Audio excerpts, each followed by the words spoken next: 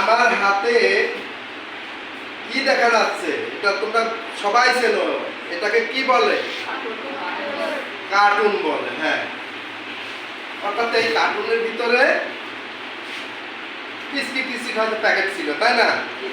আচ্ছা, এই কার্টুনটাকে আমি এখন এইভাবে রাখলাম। তাহলে পরে এই কার্টুনটা এই যে রাখলাম, এই রাখাটা কয়ভাবে রাখা যাবে?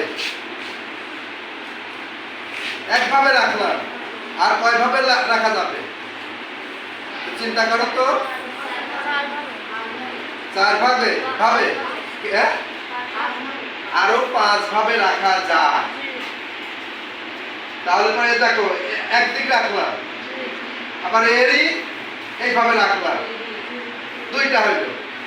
আবার এইটা রাখলাম, 3টা হইল। আবার এইটা রাখলাম, আবার এইটা রাখলাম, আবার এইটা রাখলাম।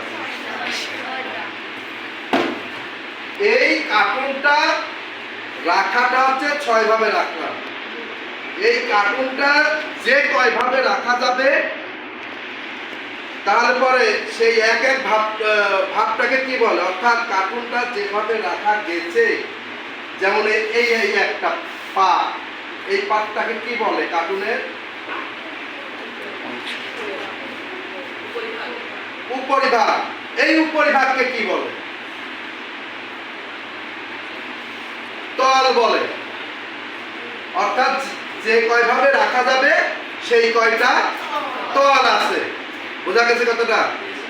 যে কয়ভাবে কার্টুনটা রাখা গেছে সেই কয়টা তল আছে। তাহলে এই কার্টুনে কয়টা তল আছে? 6টা তল। এটা একটা বস্তু, এবং পৃথিবীতে যা কিছু আছে সবই এক বস্তু, এবং প্রত্যেকটা বস্তুকে এই 6টি তল আছে। বোঝা গেছে? প্রত্যেকটা বস্তু। যেমন আমার কয়টা তল আছে? 6টা। আমারও 6টা তল আছে। আমারও কিন্তু 6টা তল আছে। বলো তো কিভাবে? আমি যদি এখন শুয়ে পড়ি, আমি দাঁড়ায় আছি, আমি কি মাথা আমার নিচু করে উপরের দিকে থাকতে পারবো না? অনেকেই থাকতে পারবে কিন্তু। আচ্ছা, তাহলে আমি এইভাবে আছি, ওই একভাবে। আবার আমি চিত হয়ে শুতে পারি, উপর হয়ে শুতে পারি। তাহলে কয়বার হয়ে গেল? 4বার। আমি ডান দিক কাত হয়ে শুতে পারি, বাম দিকে কাত হয়েও শুতে পারি। তার মানে কয়ভাবে শুইলাম? তার মানে কি আমার 6টা তল আছে। অর্থাৎ পৃথিবীতে যে বস্তুই থাক না কেন, তার প্রতিটা বস্তুরই 6টি তল আছে। এখন কথা হচ্ছে, এই 6টি তল আছে, কিন্তু দেখা যাচ্ছে এইখানকার যে তল আর এই বিপরীত যে তল, কেমন বোঝা যাচ্ছে?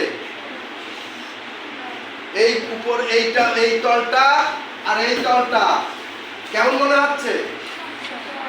সমান। সমান না? আবার এই এই তলটা আর এই তলটা কেমন মনে হচ্ছে?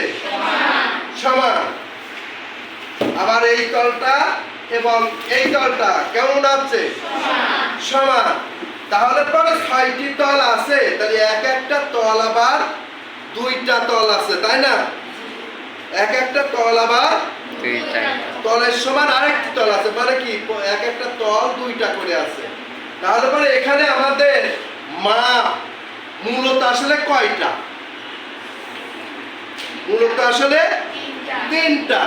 6টা যদিও আছে, কিন্তু এক একটা তল আবার 2টা করে থাকার কারণে মূলত মাপ হবে 3টা। সেই মাপটাকে কি বলা হয়?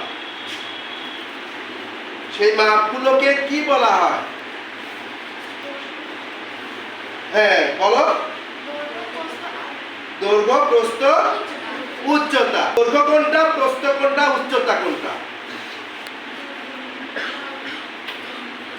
সবচেয়ে বড়টা হচ্ছে দৈর্ঘ্য, তারপরে ছোটটা কি? প্রস্থ, তারপরে ছোটটা উচ্চতা। তাহলে পরে সবচেয়ে ছোটটা কি হবে? উচ্চতা। আর সবচেয়ে বড়টা কি হবে? দৈর্ঘ্য। আর যেটা পড়ে থাকবে সেটা কি? প্রস্থ। তাহলে পরে আমরা এখানে এখন এইটা মাপবো। দুজন চলে আসো, আসো দ্রুত চলে আসো। হ্যাঁ, মাপো তো দেখি কোনটা দৈর্ঘ্য, কোনটা প্রস্থ, কোনটা উচ্চতা। হ্যাঁ, মাপো। ওইদিকে না, ওইদিকে বসো। মাপো। হ্যাঁ, কত? এখানে লেখা আছে কত।